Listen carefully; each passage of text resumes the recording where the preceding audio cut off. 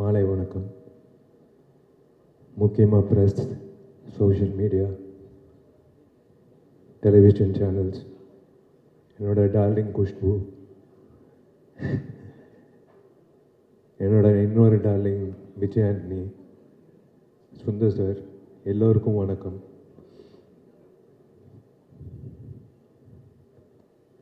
முக்கியமாக I should thank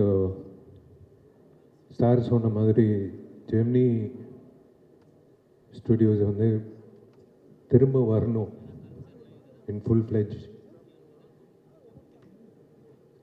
ஏன்னா we are lacking production houses, to be very frank. உங்களை மாதிரி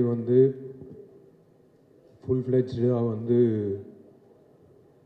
ஒரு டைரக்டருக்கு அந்த க்ரியேட்டிவ் ப்ரெசன்ஸ் கொடுக்குறது is something great. Hi Didi. Hi sir. நீங்க பேசுங்க. அந்த சோஃபா வேற ரீசன் இருக்கு. நீங்க வாடகை பேசுங்க. சாரி டிஸ்டர்ப் பண்ணிருந்தா. ஒரு இன்சிடென்ட் சொல்றேன்.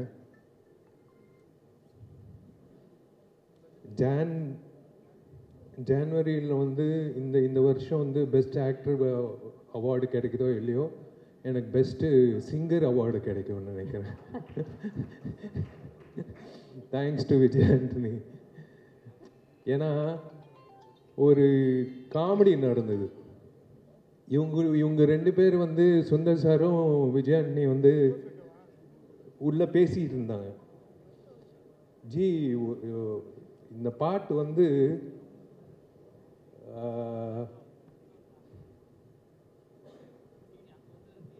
ஒரு சிங்கர் பாடணும், அந்த சிங்கர் வித்தியாசமாக இருக்கணும், ஆனால் இனிமே பாடவே கூடாது வாழ்க்கையில் அப்படின்னு சொல்லும் போது நான் டோர் ஓப்பன் பண்ணி பாரு, இவர் தான் பாடுறாரு அப்படின்னு சொன்னாங்க.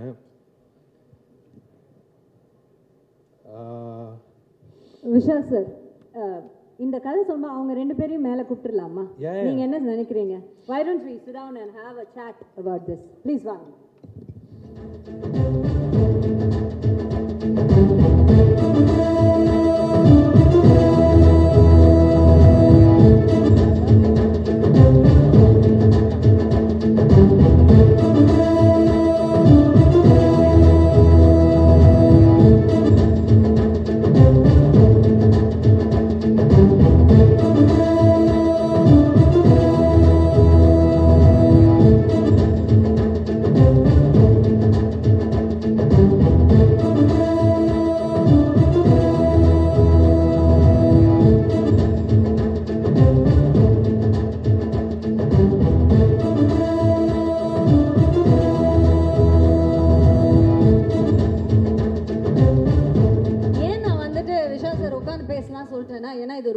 கேட்க வேண்டிய கதை.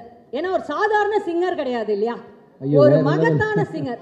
ஏன்னா இந்த வைரல் சென்சேஷன் இதெல்லாம் இப்போ சார். ஆனா இந்த பாட்டு நீங்க அப்போ ரிலீஸ் பண்ணும்போது ஃபர்ஸ்ட் வைரல்ல வந்தவர் தான். இன்னைக்கு கூட வைரல் ஃபீவர்ல தான் வந்திருக்காரு. பாவம் ஜரம் அடிக்குது சார். நான் சொல்றேன், இவங்க ரெண்டு பேர் பேசிக்கிட்டது எனக்கு தெரியாது. இனிமே அந்த சிங்கர் இனிமே பாடவே கூடாது அப்படின்னு சொல்லி கரெக்டா டோர் ஓபன் பண்றேன். இவர் தான் சிங்கர். இவ்வளவு நல்ல மனசு கூடிய இந்த ஃப்ரெண்ட் எப்படி இந்த முடிவுக்கு வந்தாருன்னு அவர்கிட்ட கேட்போம்.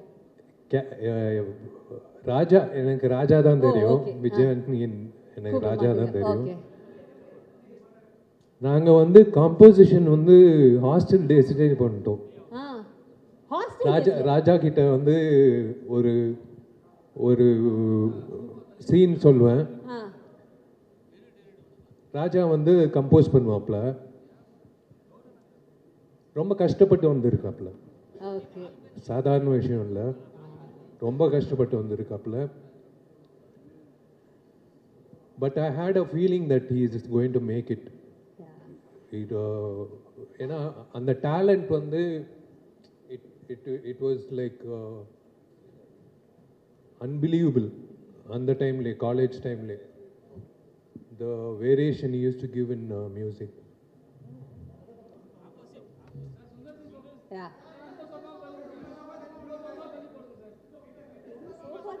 சோபால இவ்வளோ சண்டையா? இருங்க வரேன். ஓகே. சுந்தர் சி சார் கொஞ்சம் டர்ன் பண்ண சொல்லணுமா? ஓகேவா? ஓகேவா? இன்னும் பக்கத்துல போடுவீங்களா? பக்கத்துல அவங்களுக்கு ஒரே ஃப்ரேம்ல 3 பேர் வரணும், அந்த மாதிரி சேர்த்து போடுவேன். ஓகே சார், நன்றி. ஓகே. ஸோ விஷால் சார் சொன்ன மாதிரி அவர் சின்ன வயசுல இந்த மாதிரி ஹாஸ்டல் டேஸ்ல இப்படி தானே அவரு வந்து கதை சொல்றது, நடிக்கணும், இதுதான் ஆர்வம் ரொம்ப. அப்போ எனக்கு நடிப்பு டைரக்ஷன் தான். ஓகே. ஸோ அதனால தான் நானும் ராஜா வந்து ஒரு நாள் உட்காந்து ஹாஸ்டல் ரூம்ல வந்து ஒரு ஒரு சீன் சொன்னேன். அதுக்கு வந்து கம்போசிஷன் பண்ணாப்ல. எனக்கு ஞாபகம் இருக்கான்னு தெரியல. Why don't you share about that? College படிக்கும்போது அவங்க அப்பாவோட படம் மகாபிரபு, ஐ லவ் இண்டியா அந்த மாதிரிலாம் ரிலீஸ் ஆச்சு. நான் வந்து திருநெல்வேலியிலேருந்து ஒன்றுமே தெரியாது எனக்கு சென்னையை பற்றி. பஞ்சம்புலைக்கு வந்த கதை தான். நம்ம வந்து பார்க்கும்போது இவர் எவ்வளோ பெரிய ஸ்டாரோட பையன். மகாபிரபு, ஐ லவ் இண்டியாலாம் அந்த டைமில் வந்து பெரிய படத்தில் ஒன்று. இப்போ தான் வந்து பார்த்தீங்கன்னா ரீசெண்ட் டேஸில் பெரிய ப்ராஜெக்ட்லாம் வந்துட்டு. ஆமாம், அப்போவே ஐ லவ் இண்டியா, மகாபிரபுன்னு ஒரு டாப் மோஸ்ட் ரேங்கில் இருந்த ப்ரொடக்ஷன் கம்பெனியோட சன்னு. அப்வியஸ்லி வந்து நான் ஃபில்ம் நாலேஜ் நிறையா இருக்கும், ஆக்ட் பண்ண போகிறாரு தான் தெரியும். But the way he spoke to me, அந்த டைமில் நான் வந்து என்கிட்ட கலந்து பேசிக்கிட்டது அதெல்லாம் கெத்தாக தான் வருவாங்க. ஆனால் ரொம்ப ரொம்ப ஹம்பிளான ஆள். ஆக்சுவலாக ரொம்ப ஹம்பிளான ஆள். ஹாஸ்டலுக்கு ரூமில் உட்காந்து என்னோட கம்போசிங் டியூன்லாம் சின்ன கீபோர்டு தான் வச்சுருப்பேன். இப்போ இருக்கக்கூடிய பெரிய கீபோர்ட்லாம் இருக்காது. என் வசதிக்கு ஒரு கீபோர்டு வாங்கி வச்சுக்கிட்டு சின்னதாக தட்டி போட்டு காமிப்பேன். பட் அவர் வந்து அந்த டைமில் மகாபிரபு, ஐ லவ் இண்டியாவில் கம்போசிங் போய் உட்காந்து பார்த்துருந்துருப்பார். அதுக்கு முன்னாடி அப்போ நிறைய படம் ப்ரொடியூஸ் பண்ணியிருக்காங்களே விஷயம். ஸோ இவருக்கு வந்து மியூசிக் டைரக்டர்ஸ்னால் சாதாரண விஷயம் தான். பார்த்துருக்காங்க, காலங்காலமாக பார்த்தவங்க அவங்க. பட் நான் வந்து என்னோட டியூன் இந்த குட்டி கீபோர்டில் போட்டு காமிச்சிருக்கேன், என்கரேஜ் பண்ணியிருக்கிறாரு. நான் காலேஜ் காம்படிஷனில் கலந்துருக்கும் போது பின்னாடி இருந்து கிளாப் பண்ணுறதுலேருந்து இன்ன வரைக்கும் நான் என்னை விட அதிகமாக நாங்கள் ஷேர் பண்ணிக்கிட்ட விஷயங்களை ஞாபகம் வச்சிருக்கிறாரு. அது மட்டும் இல்லை, அந்த வே ஹி ஹேண்டில் இல்லை இந்த ரிலேஷன்ஷிப் மதிக்கக்கூடிய ஆளாக வந்து ரொம்ப நாளாக இருந்தார். நான் மேடையிலேருந்து பேசின மாதிரி நான் படம் ரிலீஸ் பண்ணும்போது சினிமாவில் உள்ள வெறும் திறமை மட்டும் இல்லை, சினிமாவுக்குள்ள பல லேயர்ஸ் இருக்குது, அது வணிகம் இருக்குது. அந்த வணிகத்தை வந்து தொழில்ன்றது ஒரு போர் தான். ஆக்சுவலாக லாபம் தான் தொழில்ன்றது. எல்லா தொழிலும் நீங்கள் எந்த தொழிலை எடுத்துக்கிட்டாலும் அது போர் தான். ஜெயிக்கிறவன் வந்து காசு சம்பாதிக்கிறான், ஒருத்தன் லூஸ் பண்ணுவான், ஒருத்தன் ஜெயிப்பான். இதுதான் வந்து நீதி. ஆமாம், இந்த சினிமா தொழில் வந்து பயங்கரமாக இருக்கும். இதை வந்து டாக்டர் விஷயங்களில் வந்து 4-5 டிகிரி படித்த பிறகு தான் MBBS ஆக முடியும், MD ஆக முடியும். அப்புறம் ஒவ்வொரு விஷயத்துக்கும் ஒரு ப்ரோட்டோகால் இருக்கு இல்லையா? ஆமாம், சினிமாவில் வந்து யார் வேணா இருப்பாங்க, யார் ஒர்த்து இல்லைன்னே கம்ப்ளீட்டாக தெரியாது. நிறைய பேர் உள்ளே நுழைஞ்சு பெண்கள் ஏமாந்து ப்ரொடியூசர்ஸ் காசை போட்டு நிறைய படங்கள் நின்று வந்து என்னென்னமோ நடக்கக்கூடிய ஒரு இண்டஸ்ட்ரியில் நான் வந்து ஒரு ஆர்வப்பாளராக நான் வந்து முதல் படத்தை நடிக்க போகிறேன்னு சொல்கிறேன். அப்போவே அந்த டைமில் தான் சார் கூடலாம் நான் அந்த மாதகஜராஜா ஒர்க் பண்ணுறேன். சாருக்கெலாம் நிறைய போட்டு காமிச்சிருக்கேன். சுந்தர் சி சார் நிறையா பேஸ் பண்ணியிருக்காங்க. அந்த விதத்தில் வந்து பயங்கரமான ஒரு இந்த பாருங்கள், இந்த அளவுக்கு ப்ரொடக்ஷன் குவாலிட்டியில் நடிக்கக்கூடிய அளவுக்கு பொட்டன்ஷியலான பிஸ்னஸ் வேல்யூ உள்ள ஹீரோவாக இருந்த விஷால் படத்துக்கு முன்னாடியே கூப்பிட்டு, ராஜா எதுவும் ப்ராப்ளமா, எதுனாலும் சொல்லுங்கள் அப்பப்போ கூப்பிட்டு நான் கேட்க முடியல. எனக்கு எந்த அட்வைஸ் கேட்கணும்னு தெரியல. எனக்கு சினிமா தெரிஞ்சாதான் அட்வைஸ் கேட்க தெரியும். ஒன்றுமே தெரியல, கண்ணை மூட்டு நான் பாட்டுக்கு போகிறேன். அவராக கூப்பிட்டு ராஜா இது வேணா சொல்லுங்கன்ற மாதிரி பயங்கரமாக வந்து வாலண்டியர் பண்ணி கைட் பண்ண ட்ரை பண்ணாருன்றது வந்து என்னால் இன்னும் மறக்க முடியாத சம்பவமாக இருக்குது. அப்புறம் நிறைய விஷயங்கள் அவர் தொடர்ச்சியாக என்ன இண்டஸ்ட்ரியில் பண்ணிகிட்டு இருக்காருன்னு பார்க்குறோம் இல்லையா? ரொம்ப போல்டானவர், மனசில் பட்டதை செய்யக்கூடியவர், மனசில் பட்டதை பேசுறது செய்கிறது அப்படின்ற எத்தனை பேர் டிப்ளமேட்டிக்காக போய் தான் நான் பழகிருக்கிறோம் இல்லையா? ஸோ அதனால் பல விஷயங்களை அவரை நான் ஃபாலோ பண்ணி பார்த்துட்ருக்கேன். இது எனக்கு ஒரு குறையாகவே இருந்துச்சு தான். ஸோ அதில் வந்து நானும் சுந்தர் சி சாரும் பேசிகிட்டு இருக்கும்போது நானும் சுந்தர் சாரும் கம்போஸ் பண்ணுற ஸ்டைலில் வந்து ஒரு ப்ரொஃபஷனலிசம், இது அது ரொம்ப தெய்வீகமாலாம் இருக்காது. சார் ஏதாவது ஒரு கிறுக்குத்தனமாக பண்ணுமே சார், ஏதாவது ஒன்று சார், இன்னும் கேவலமாக ஏதாவது சொல்லுங்கள் சார் தப்பா நினைக்காதீங்க. லிரிக்ஸு ஆமாம், ரொம்ப இயல்பாக வந்து காமெடி ஏதாவது சொல்லுங்கள் சார் ஈக்குவலாக சொல்லுவாங்க. இந்த படத்தில் ஆமாம் பயங்கரமா லிரிக்ஸில் வந்து நிறைய ஐடியாஸ் கொடுப்பாங்க. சார் வந்து ஓப்பனிங் லைன்ஸு வந்து பிரபு தேவா சார் கூட உட்காரும்போது கொடுத்துருக்காங்க. அவங்க நான் ஒர்க் பண்ண எல்லா டைரக்டர்ஸில் வந்து ரொம்ப ஓப்பனிங் லைன் கொடுத்து பாட்டு ஹிட் ஆக்குறதுக்கான எனக்கு ஈக்குவல் வேவ் லென்த்தில் இந்த மக்காயெல்லாம் பண்ணோம் இல்லையா? அந்த ஸ்டைலில் வந்து இந்த சிக்கு புக்கு ஸ்டைலு பாட்டு எல்லாம் தொம்பைக்கு தொம்ப நானே வந்து உல்டாவாக்கு பண்ணுற ஆள் இல்லை, இன்னும் உல்டா அப்படி போகிற மாதிரி சார் வந்து வரியாக எழுதி கொடுத்து பண்ணிகிட்டு இருக்கும்போது ஏதாவது ஒன்று பண்ணி ஆகணுமே, எல்லாரும் திரும்பி பார்க்குற மாதிரி அப்படின்னா. சார் எல்லாமே பாட்டுனா முறையாக தானே சார் பாடுவாங்க.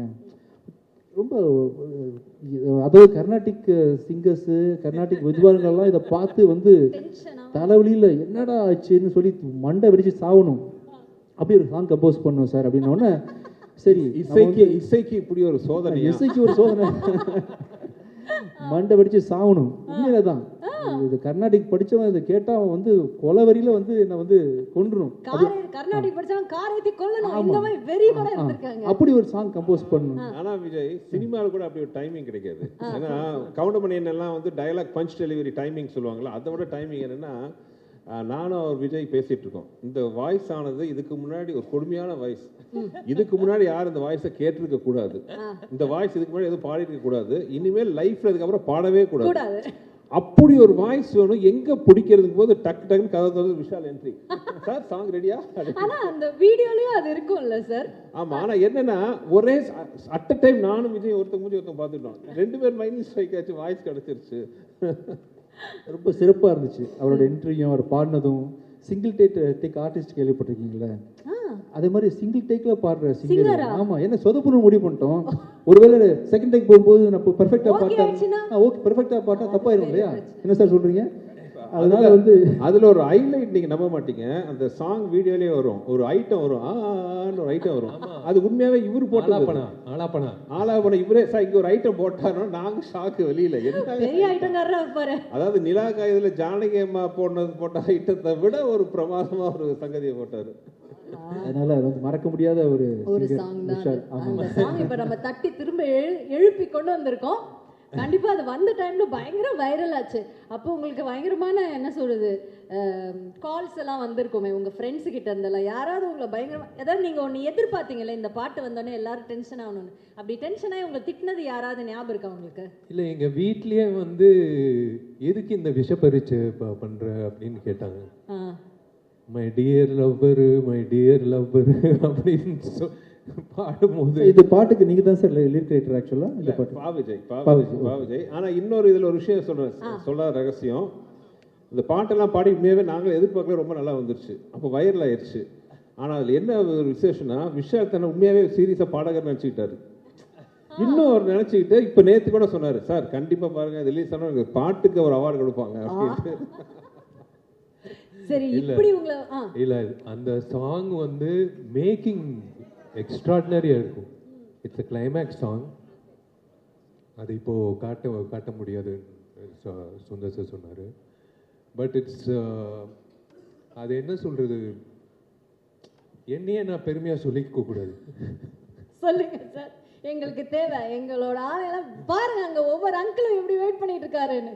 சீனியர் அங்கிள்ஸ் எல்லாம் வெயிட் பண்ணிட்டு இருக்காங்க நீங்க சொல்றதுக்காக தான். பெருமையா சொல்லுங்க, பரவாயில்ல சொல்லுங்க. நம்பிக்கை ராஜாக்கும் சுந்தர் சாருக்கு நம்பிக்கை. அந்த மைக்கை பிடிச்சி இவன் என்ன பாட போறான் அப்படின்ட்டு, சரி ஓகே கிடைச்ச வாய்ப்பு எதுக்கு மிஸ் பண்ணணும், அதுவும் ட்ரை பண்ணலான்னு அப்படின்னு சொல்லிட்டு இப்போ. சரி ஓகே, இப்போ உங்களுக்கு சார் இதுதான் நீங்க விஷால் சாரோட பண்ற ஃபர்ஸ்ட் படம் இல்ல? இதுதான் ஃபர்ஸ்ட் மூவி. சோ அதுக்கு முன்னாடி உங்களுக்கு பழக்கம் இருந்ததா விஷால் சார்? இல்ல, அதுவே ஒரு சின்ன ஒரு கதை. எனக்கு விஷாலுக்கு பழக்கம் இல்லை. பட் விஷால் அண்ட் குஷ் வந்து ரொம்ப நல்ல ஃப்ரெண்ட்ஸ், 2 பேருமே ரொம்ப ஒரு நல்ல திக் ஃப்ரெண்ட்ஸ். அப்போது ஒரு தடவை வந்து, பட் இது அவங்க ஃப்ரெண்ட்ஷிப் தானே ஒழிய எனக்கு விஷாலுக்கும் டைரெக்டாக பழக்கம் இல்லை. அப்போ ஒரு ப்ராஜெக்ட் பண்ணலான்ட்டு ஒரு ஸ்கிரிப்ட் ஒன்று, இது வேறு ஸ்கிரிப்ட் ஆக்சுவலாக, அதுக்காக பேசலான்ட்டு விஷால் வந்து த்ரூ அவர் ப்ரொடக்ஷன் சைட்லேருந்து கான்டாக்ட் பண்ணிவிட்டு ஒரு டைம் ஃபிக்ஸ் பண்ணோம் மீட் பண்ணுறதுக்கு. இப்போ நானும் என்னோட அசிஸ்டன்ட் ஒருத்தரும் ரைட்டரும் போகிறோம். விஷால் பார்க்க போகும்போது ஒரு 3 மணிக்கு அப்பாயின்மெண்ட்டு, ஒரு 2:55 பக்கமாக வீட்டு நெருங்க போயிட்டுருக்கோம். பார்த்து எதிரில் எங்களை கிராஸ் பண்ணி ஒரு கார் போகுது, விஷால் உட்காந்து போயிட்டுருக்காரு. இது நான் கார் ஓட்டிட்டு இருக்கேன், அசிஸ்டன்ட் பார்த்துட்டார், சார் அவர் என்ன சார் போயிட்டுருக்காரு, ஆப்போசிட்டில் போகிறாரு. நான் விளையாட்டாக சொன்னவர், நான் வரவும் பார்த்து பயந்துட்டு போகிறாப்பிலையோ அப்படின்ட்டு, விஷால் இல்லைப்பா, விஷால் மாதிரி யாராவது பார்த்துட்டோம், அதான் 3 மணிக்கு நம்மளை வர சொல்லியிருக்காரு அப்படின்ட்டு ஆஃபீஸ் போனால் அங்கே இல்லை சார் வெளியில் போயிட்டாரு மாதிரி சொன்னோன்னே எனக்கு சுருன்னு ஆயிடுச்சு. என்ன இது 3 மணிக்கு வர சொல்லி 3 மணிக்கு போயிட்டோம், அங்கே காணணுன்னே சுருன்னு ஆயிடுச்சு. நான் கிளம்பி வந்துட்டேன். அதுக்கப்புறம் பயங்கர நைட்டு குஷ்டம் வந்து சொல்கிறேன், என்ன உன் ஃப்ரெண்டு அப்பாயின்மெண்ட்னா கரெக்டாக இல்லாமல் கிளம்பி போயிட்டாப்புல.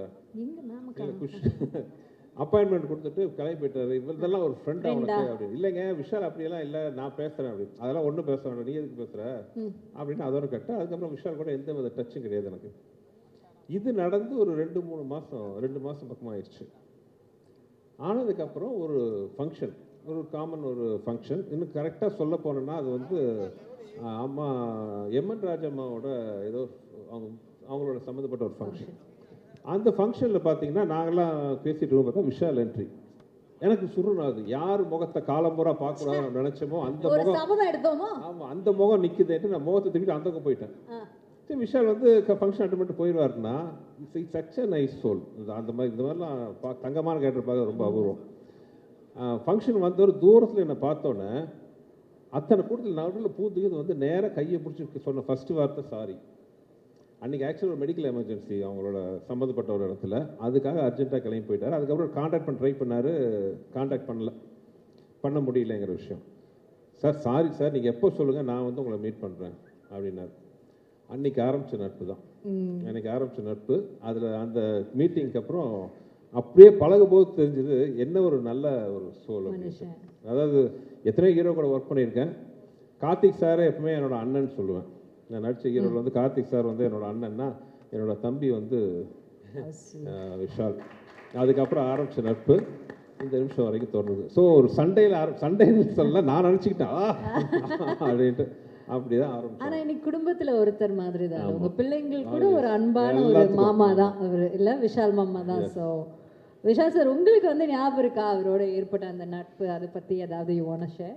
இல்லை, எனக்கு கொஷு வந்து என்னோட க்ளோஸ் ஃப்ரெண்டு சுந்தர் சார் வந்து ஃபஸ்ட்டு கதை சொல்லும்போது ஒரு டவுட்டில் தான் கேட்டேன்.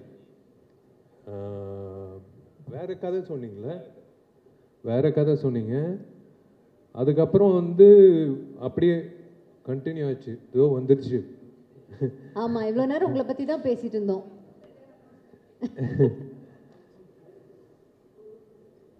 It is a bonding.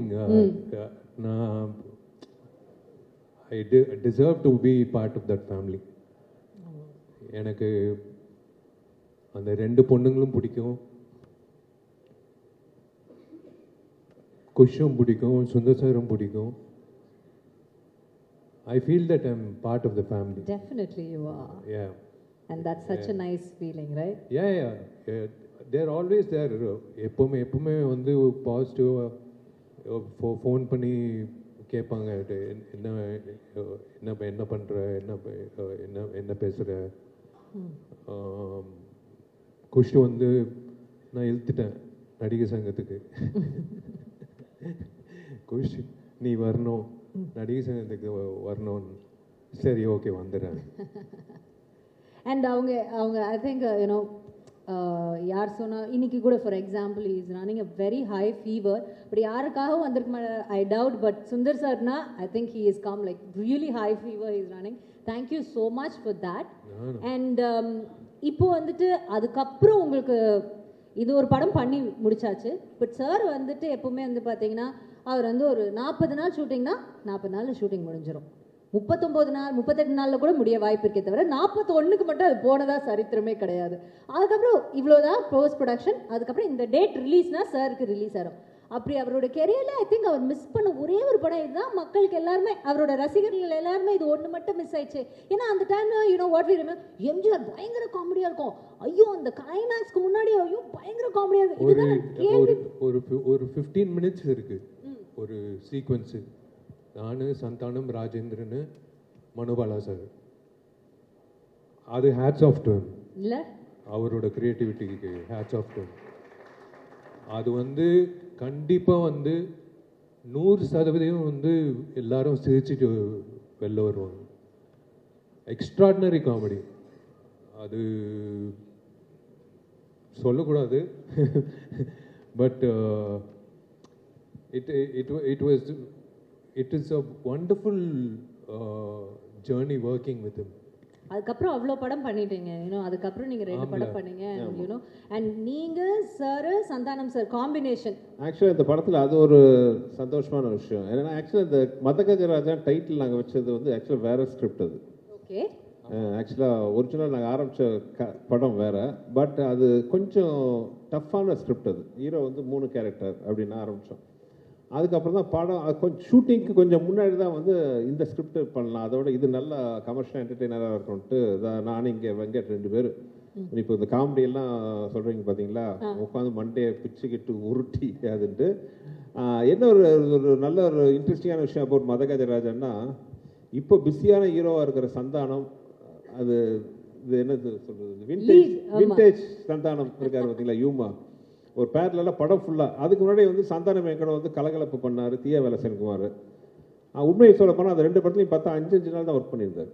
கலகலப்பில் ஒரு 5 days, தீயா வேலை சென்குமாரில் 6 days தான். நிஜமா குமாரா ஆமா. இப்போ கூட அந்த காமெடி அப்படியே ஃபிளாஷ் ஆகுது.